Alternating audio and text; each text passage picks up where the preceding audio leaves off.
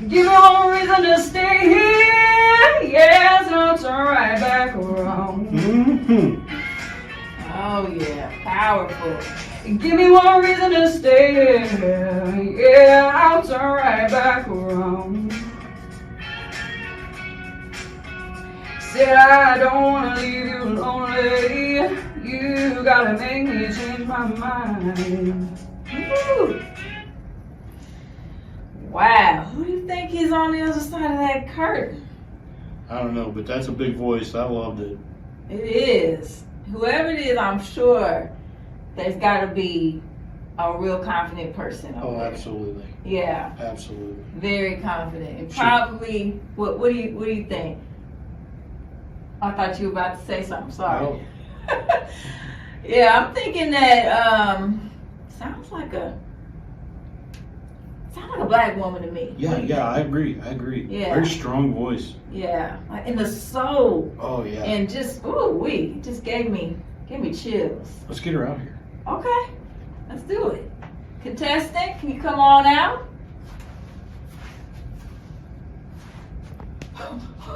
What? Wait a minute. That was you?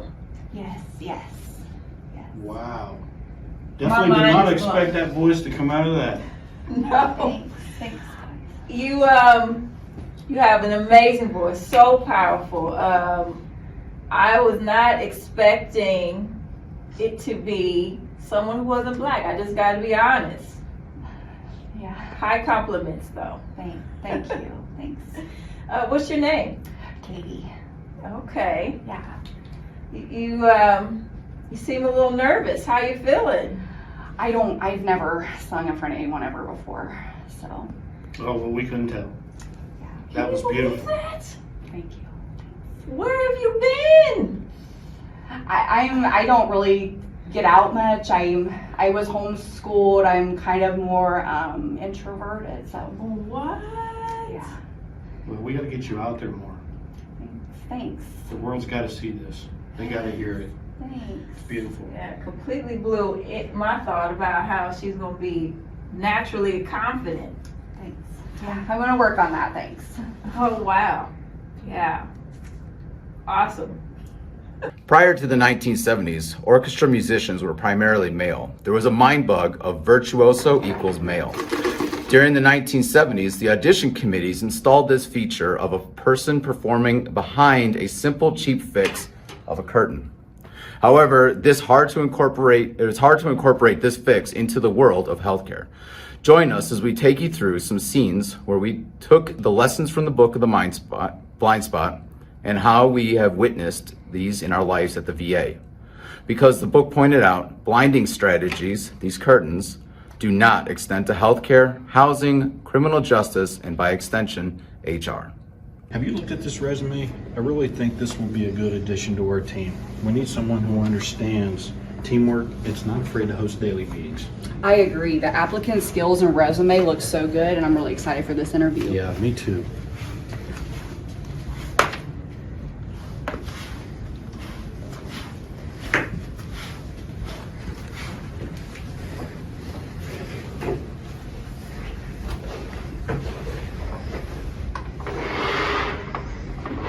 Hi, good morning. Is it Raheem? How do you say it again? Rahima. It's pronounced Rahima. Rahima, okay. Yes. Rahima Rogers. Yes. Thank you. Nice to meet you, Rahima. Let me go ahead and introduce the interview process. We're going to get started here. Okay. This is a performance-based interview, and we will be asking you multiple part questions. Please share with us a previous time when you worked in the hospital setting that was hard for you to pass information between providers. Tell us specifically what you did. Tell us how it was received by your peers and what the outcome was. Okay, sure. Well, in my previous clinic, we actually covered a lot of different areas of the hospital, and so we needed to find a way to get communication to each other because we were having a hard time with that. What was happening in one area, we weren't able to let another area know in a timely manner and in a succinct way. So I actually took the initiative to talk with the team. did a needs assessment to see where we were having some problems in our communication. And then we decided that we were going to implement a daily huddle. And so I actually led the huddle, and we talked every morning. Even small mind bugs can lead to discrimination in face-to-face settings. Thank you so much for coming to this interview. It was so nice to meet you. And thank you for having me. Yeah. And please go ahead and just await notification from HR on the next steps. Sure. Okay, thank you. Thank I you. appreciate the opportunity. Nice to meet you all today. Nice to meet you. You know, Katie, Rahima's name was hard for me to say. I don't know if veterans are going to be able to pronounce it. Maybe we shouldn't hire her. Why don't we just focus on how we scored her and not get real worked up on the name at first, okay? During the 2002 Olympics, there was a scandal in ice figure skating. The judges traded votes with each other so favored teams would win medals. As a result, there was a loss of trust in the organization, and they changed their system around. They created a scoring system, but even a scoring system is not helpful against deliberate forms of corruption. Very much like the VA, we have an interview system that's set up on scores. So let's tune back in here now and see how Rahima's scoring process goes. Okay, I know how I'm going to grade Rahima, but remember, we can only offer Rahima the job if the score's around 60. What did you give her for score? Well, I gave Rahima 25 points on the resume portion and then 50 points on the interview overall. Okay, that's 75. Are you sure about your numbers? Maybe we should go through them together. Maybe your math is wrong. I'm really worried about the people being able to call in and ask for Dr. Rahima Rogers. Think how embarrassing that may feel. As the title suggests, the good people may not have conscious bias. However, they do obtain an automatic white preference about 40% of the time. One set of researchers called this aversive racists.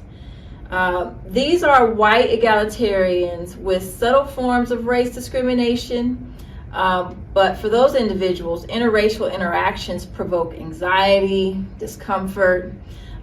This can provoke avoidance or withdrawal rather than an interracial engagement. So the authors of Blind Spot changed that name to unconscious egalitarian. They express that there are a lot of them in our society, and they believe that it can also be can be responsible for substantial portions of disadvantages experienced by Black Americans. This was shown in Chapter 7, the hand doctor example. Many can see themselves as helpful. However, the help is selective because of their discomfort in interracial interaction. And the discriminatory behaviors can be seen in going the extra mile for only specifics and groups. And there is a cumulative help for whites over blacks. Sociologist Robert K. Merton described this in what he called the Matthew effect, where the results of acts by which the rich get richer at a rate that makes the poor become relatively poorer. There is research into whether mind bugs can be exterminated, but the authors aren't too excited about it yet. They are optimistic though. Hey Rodney, did you know that just because you are uncomfortable with something doesn't mean that others are going to be uncomfortable with it as well? And the more time you spend exposing yourself to other things, that you can change your own bias. What are you talking about? It seemed like earlier you didn't want Rahima because Rahima's name and background. But the interview she did was really good and her resume was really good. Then when we walked in, I felt like your whole demeanor changed. Maybe thinking about Rahima's strengths will help you get past any barriers to implicit attitudes or stereotypes that you might have. You know, like exercising a weak muscle. You just might have to work it differently. You know, Katie, I don't know. It seems kind of fake. So flexing my mind is going to change how I see people? That won't stay. Well, it won't with an attitude like that. You have to want to change. You have to actively look for things that are different from what you expect to find. And you have to keep working on things. It is not a one fixed trick. Let me give you one good example to help. Okay, so let's talk about like the no-brainer solution. Let me ask you some questions. Ready? Okay, I'm Okay. ready. Do middle-aged women have fewer heart attacks than men? Yes. Okay. Are all middle-aged women unlikely to have a heart attack? Oh, no. So when you are seeing a middle-aged female, should you assume that there is no risk for a heart attack? Well, no, not of course not. That's just ridiculous. Okay, let me try another one on you. Okay. We let's not do the dog example, but let's do something close. So let's say that the name Rahima's name is the biggest concern for you.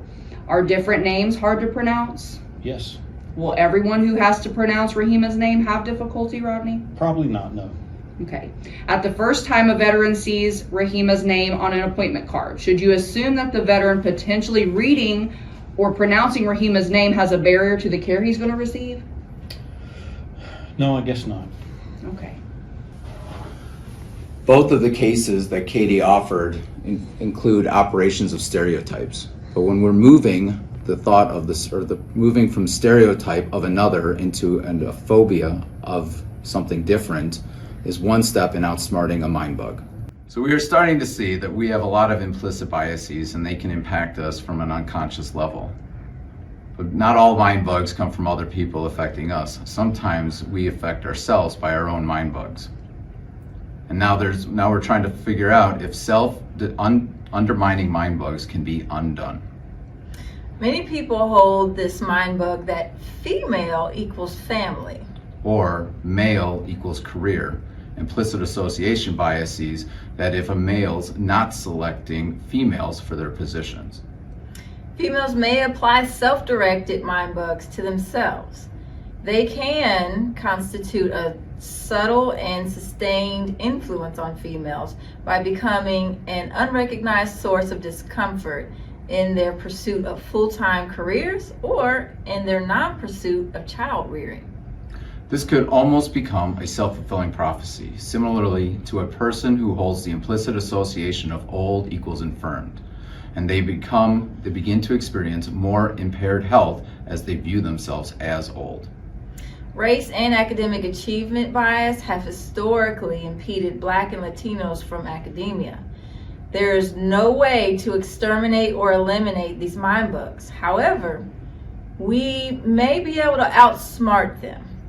They can be modified by exposing ourselves to role models for what we are wanting to see.